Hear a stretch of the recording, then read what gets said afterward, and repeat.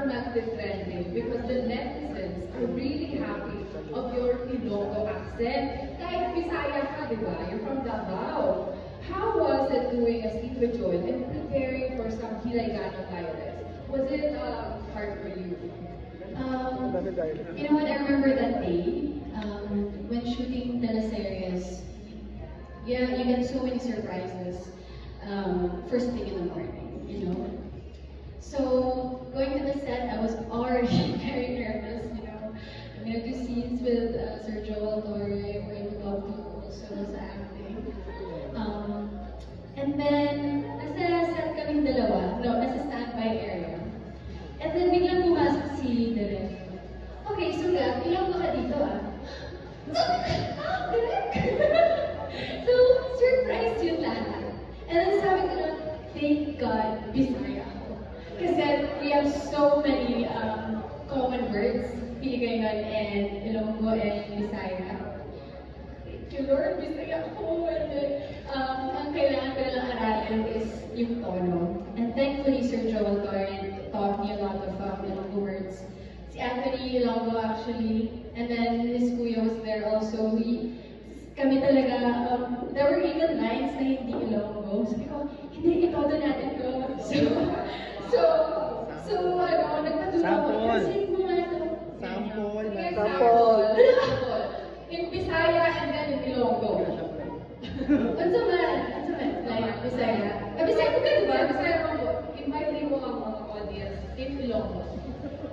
Tuga, hindi mo na marunong mag-Ilonggo. Taon malaki. Pero, sa mga pamilya dyan, Tagalog mo na lang ba't ko na Ilonggo. Kasi, ano mo lang yan? Hindi mo na po eh. At panoorin mo yung link dito, kasi marami pa kaming away ng Sir Joel Torre. Pero mahal ko talaga yung tao. I mean, yung character niya. Kabay ko siya eh. Pero, yun ang yung alam mo talaga. Ama na. Pag-log lang pa ka naman po natin. Not only are they actors, they learn different dialects as well. Ang daming hula at palaisipan sa nanonood tungkol sa pauhan ni June. At meron po mga rumor na nare-relate na magkakapit daw ang karakter ni Daniel at Anthony. Totoo po ba ito? Can you give us a little bit of the truth?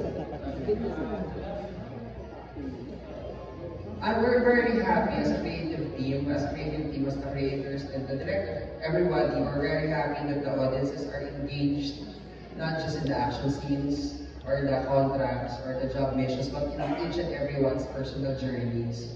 And as we've seen, yung paghahanap ni Andres sa kapatid niya, isa yung sa pinaka-importante part talaga ng palabas. So we are very happy that the audiences are engaged in his quest for his brother. So I wouldn't want to spoil anything about his... Hindi talaga siya sasabi. Pero as we've seen in the trailer that there is a major step in Andres' journey, search for his brother that we will find that he will encounter in Japan. So let's just wait what happens during that moment and the true identity of June. Malamang tayo manood guys. Ayaw magsalita ng ating creative manager. Okay, Daniel, my question is, how has the camaraderie evolved between the cast? And has this opened your interest to do more projects like this in the future? Well, iba na yung namin iba na yung samahan namin lahat. Sabi nga ng Sir Bray, yun totoo yun. Kahit saan kami dalhin, kasi magkakasama ko kayo. At saka magtutulungan talaga. Totoo yun. On and off sa set yan. Kasi kahit nasa set kami, hindi rin siya madali. Papunta sa set, wala sa set, papunta ka na, pagod ka na, ganun kami. So, kami yung nagbibigay yung siguro ng lakas ng loob sa isa't isa. Nakapatid. Would you say brotherhood na to? Oo, kasi lalo na sa totoo yun. Tsaka sa mga eksena namin hindi rin madadali. Kami rin ang nagtutulungan talaga. I'm sure sa when you're doon sa Japan,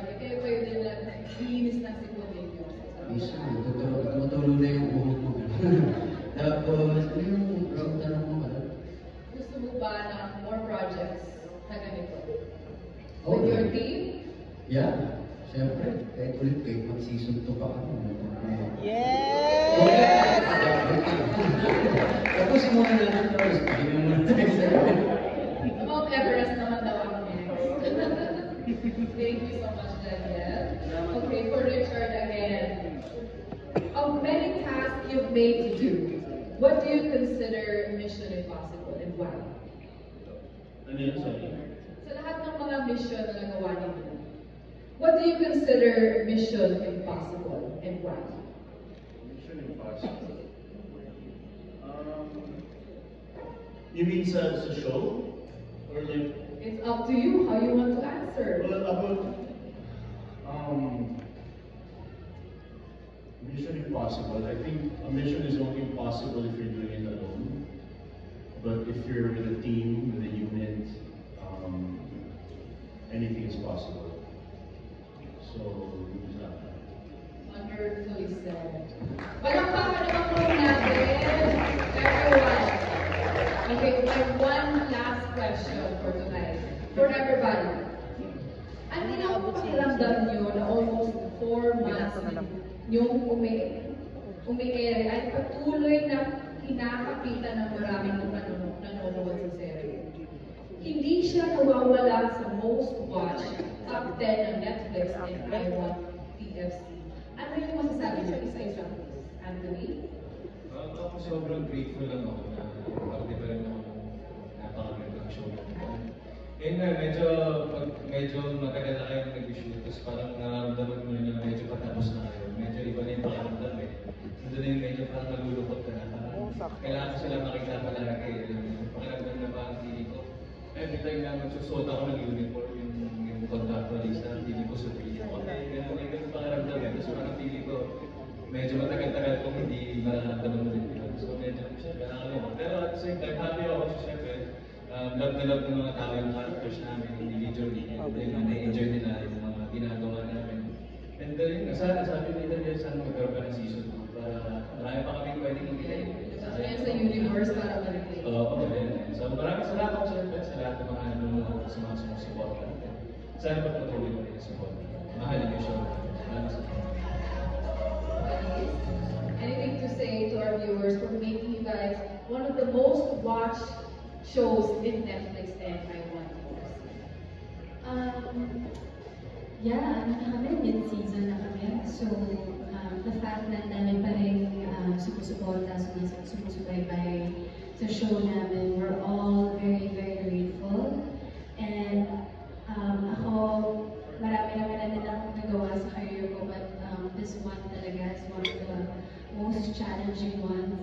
Kasi physically demanding siya, emotionally demanding siya, and dagdag mo pa yung extreme weather conditions na minsan imposible. But with the support ng kapamilya, sobrang grateful kami.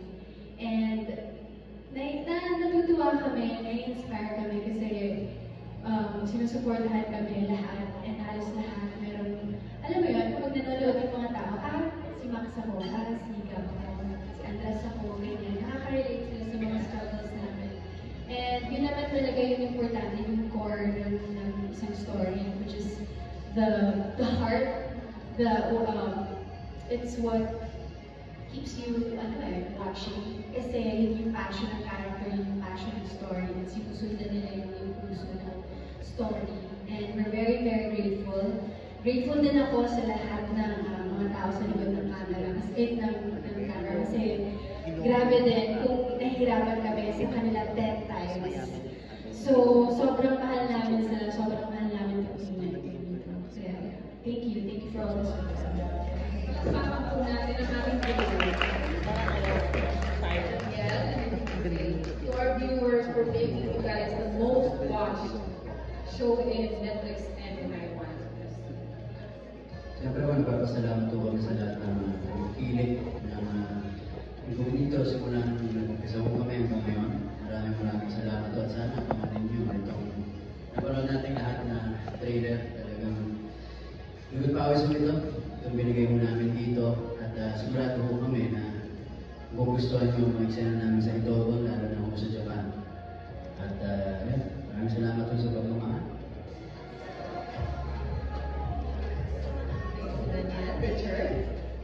Yes, gusto ko pasalamat syempre sa audience natin. Thank you for all the love and support sa inyo dito. We're very grateful na na-enjoy niyo yung palabas namin.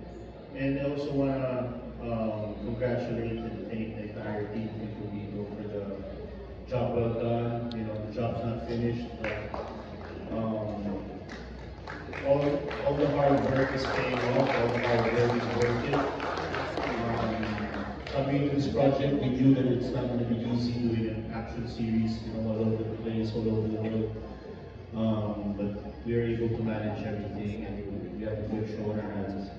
I would also like to thank the Netflix team, of course. I consider this as some of my legacy projects. Sa ginamit namin yung ginawa ko, this is definitely top 3, I think, of what I've done in my career. I think Netflix was able to give us a broader audience. Maraming mga eyeballs na yan naka-engage into dito na hindi nanonood before to local channels, and now they're watching on Netflix. So thank you for Netflix, for the platform, for the opportunity, and of course to ABS-CBN.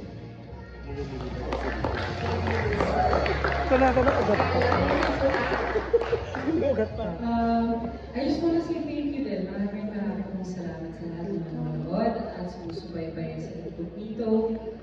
Like I said earlier, we're all very, very proud of the work that we've done here.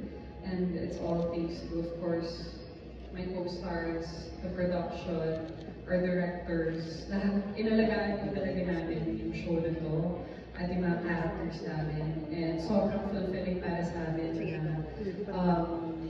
na pinapanood ninyo at pinapanood ulit kami at yung show namin. So thank you. I really have nothing else to say but thank you. Thank you so much. And marami pa kayo maaabangan na sobrang exciting. Kaya I hope you guys are looking forward to this. I love that one.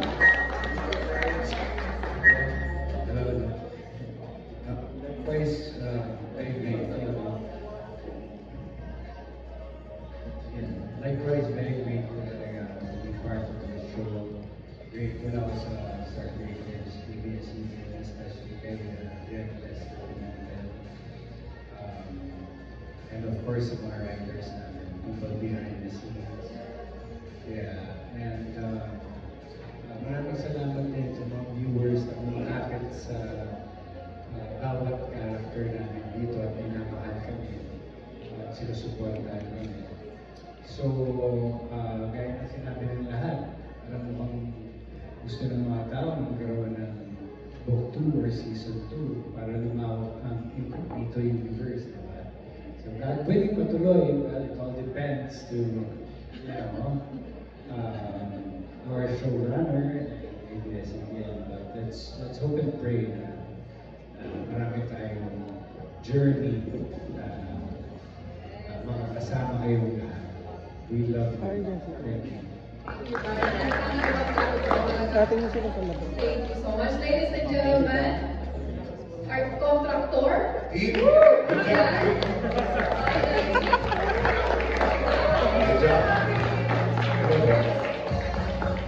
evening. Good job, team. Kamusta ba? Kamusta mga kalaban? Okay. There we go. Talaga naman. As contractor, pag kamusta mga kalaban, kapapakasuloy kayo. Kaya maraming salamat. I hope you're all excited for this Japan parts. And thank you.